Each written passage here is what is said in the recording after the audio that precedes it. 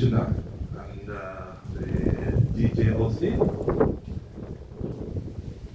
Zambian Ambassador to Saudi Arabia, Ambassador Duncan Ulima, senior government officials, visiting officials from the Kingdom of Eswatini, representative of the Zimbabwean High Commission, representative of the CPTM, John Carter, please stand up. That young man there, the short young man born in Wansha, and Dave Mwenyan. That's where the story starts from for these trials. From a meeting we had, and after a call out to them on the needs to increase our productivity, after the president had pronounced the 10 million metric tons of maize. So we reached out, they came. The concept then was slightly different. What are we going to do? Do we need big commercial farmers, anchor farmers, to deal with small scale farmers to reach the 10 million metric tons?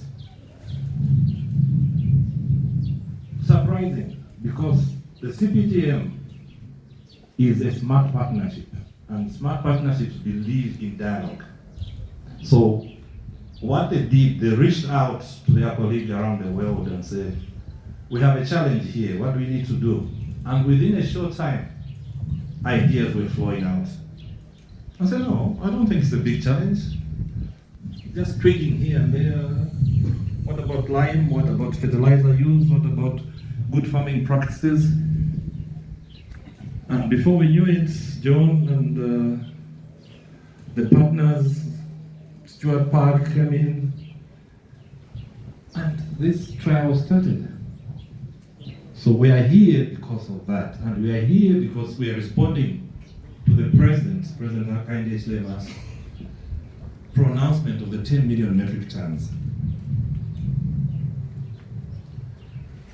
Let me put this way. Trials are very important, because without trial, you don't know what. It will just be weights. No, you can produce 10 million, you can 10 tons per hectare. I mean, we're reading all that. Egypt does that. I'm sure most Zambians like myself is 12 tons per hectare.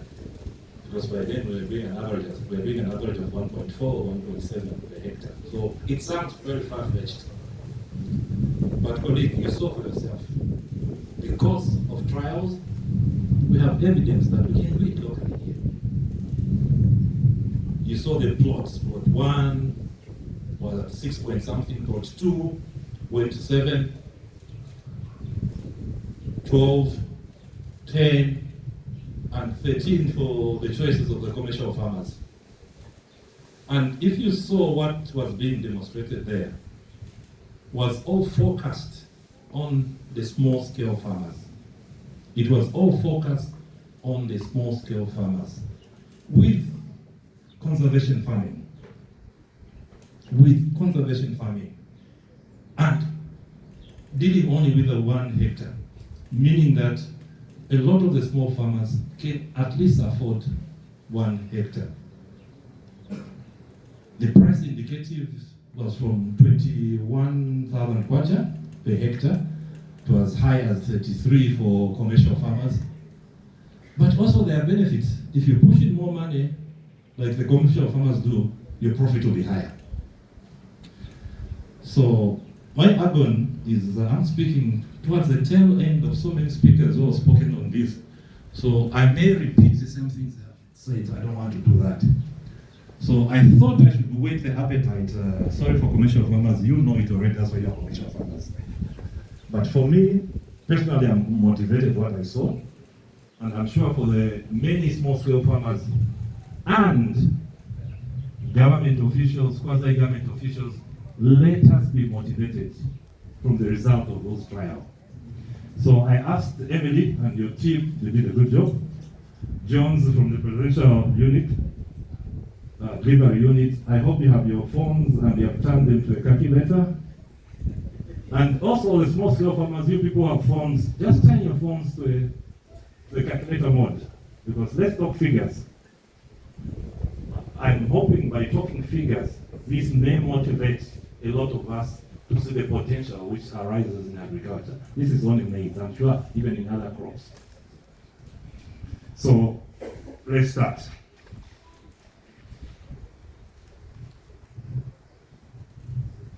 Currently,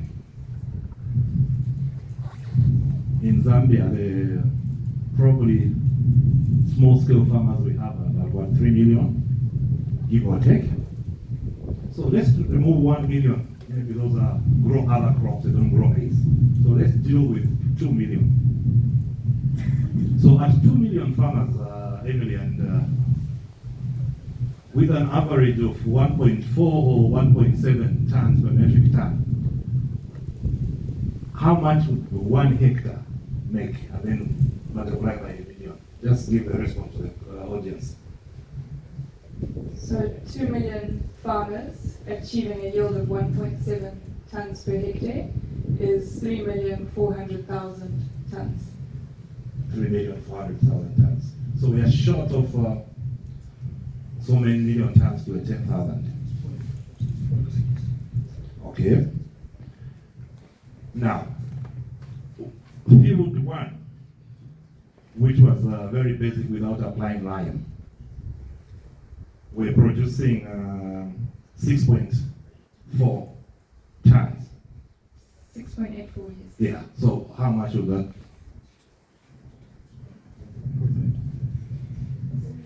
So that's 13,680,000 tons on 2 million farmers.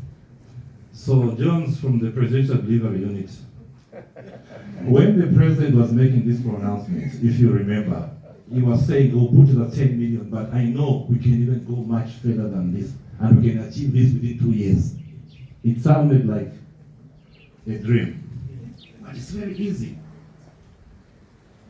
Within 1 yield, by just practicing proper agriculture, farming techniques, we can move from the 3 million tons we produce in Zambia of maize to 13. And this is at the lowest scale of what we saw there. Let's move at a scale of, which is the preferred one according to Emily. Plot number 3, which was producing 12.22. What will that give us? That's 24,440,000 tons. And colleagues, what was happening there is it was minimum tillage. They were not using tractors to turn the soil. They were just planting, just minimum tillage and using a few chemicals to kill the weed, and using the leaves or whatever is found there to keep the moisture high. Something which I remember even as a child, I think our parents were practicing that. So it's like going back to the basics. So it's something which is easy for the Minister of Agriculture. We have representative here and the DAGO, for extension officers to teach the small-scale farmers. We have figures of 1 million people on FISIP. So with 1 million people on FISIP, and they are practicing this, and they are producing 12.22, how much production will that be? 12,220,000 tons. So that is half of the total numbers of small-scale farmers. We are already above 10 million. And Jones, what is our annual consumption of maize in Zambia? 3.2 million tons. And what will happen to the balance then? And how much is the current price of maize per ton for export? $350. That will come down when we produce a lot. And how much does that translate into? For 7 million.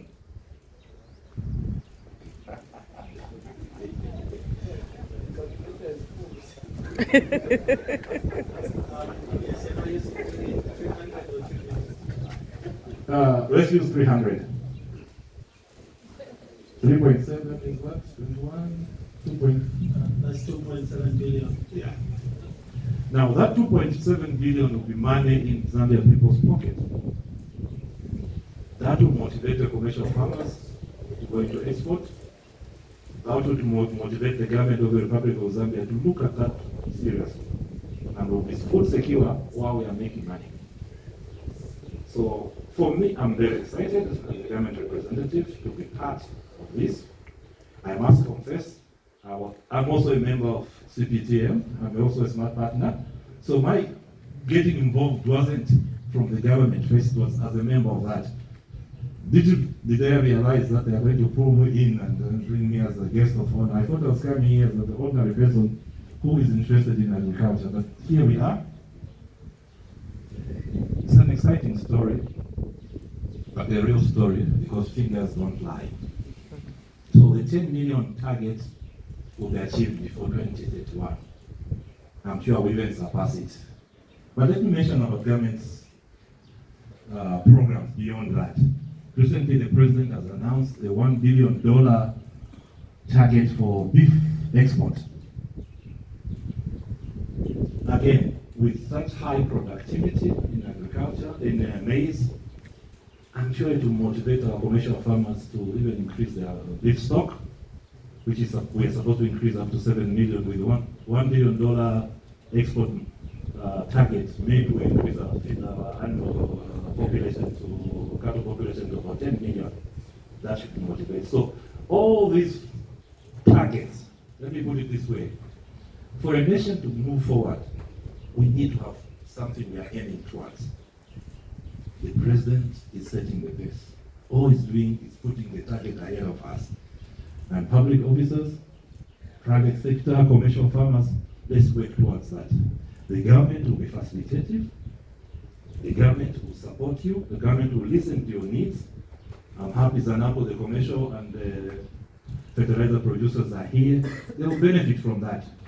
With higher productivity, more people getting involved, I'm sure the costs of using your money may come down because you make more money from many people than currently your interest rates are a bit prohibitive for small-scale farmers. Maybe only the commercial farmers, but even them, I understand it's quite tight for them to break even. So the more we push in, the cheaper it will be. Now, on the issue of the hectares under tillage, when the president was making that pronouncement, it didn't mean that we need to open up more land. No.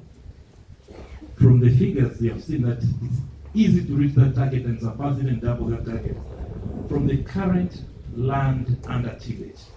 So we move from 1.4, 1.7 tons per hectare to 6, 8, 10, 12, depending on the practice. We will reach that target and surpass. What does that do to the environment? It means we're not cutting down any trees further. We have to conserve the trees so we have more rains, we have more water. I understand from Stuart and that you need about 2 more dams for expansion for you to be able to continue the agriculture. So for those dams to be full, we need to conserve our environment. So that's another area we need to do conservation farming with minimum tillage. I thought I would motivate the people seated here who are attending this by talking about the figures, because if you are not motivated, then I don't want to motivate you. The profits, for you who didn't hear what was being said there, plot 1 was giving a profit of 37,000 kwacha per hectare. Plot 2 was giving 45,000 kwacha. Plot 3, which is a favorite of Emily, says we should use that because it brings conservation and other nutrients to the soil, was giving a profit of 78,000 kwacha per hectare. That's a profit when you have added all the costs and profit. Then plot 4 was giving 64,000 kwacha. While plot 5, which is a favorite of Stuart Parks and I think the guys to my left here, is giving a profit of 85,000 kwacha. So just on an hectare alone, you can make that money. What more if the minimum tillage for all these small scale farmers is 2 to 3 hectares, not even 10, 2 to 3 hectares. I think we'll have a lot of money in our pockets. The council, you make more money from a lot of people with money in their pocket. And I'm sure you have, when you have more money, you can take care of the grading of the roads without taxing the farmers to provide you fuel. You have CDF, so why don't you put part of that CDF? Now you have the equipment. Budget through CDF to have fuel for making it easy for the farmers to produce more and make money, and then they'll contribute to the economy, and the cycle is continuous. Lastly, I would like to thank our hosts, Stuart Park and Ashley. I think you have hosted us wonderfully. And of course your colleagues, the commercial farmers, and all the sponsors for facilitating our easy stay and travel here. This is the kind of collaboration which is required. It's not forced, it comes from your conviction that when you do this, it will contribute to the better life of the people around you. Secondly, I would like to appeal to our Royal Highnesses. Royal Highnesses, you have seen what liming can do to the productivity. It's in your hands to encourage the people under you. Just 1 hectare will be more than enough to be food secure. And to the Minister of Agriculture, we have work to do. We need to go and see what we can do with our FISIP so that we include this piece of aspect of liming. It's not much to ask, maybe just 1 bite to add, and we'll have better productivity. Even if it means someone growing half an hectare, they'll still produce more than they're producing now. So it's the messaging double, it's the messaging, it's extension services we're going to provide that will give us food, will make us food secure. I thank you.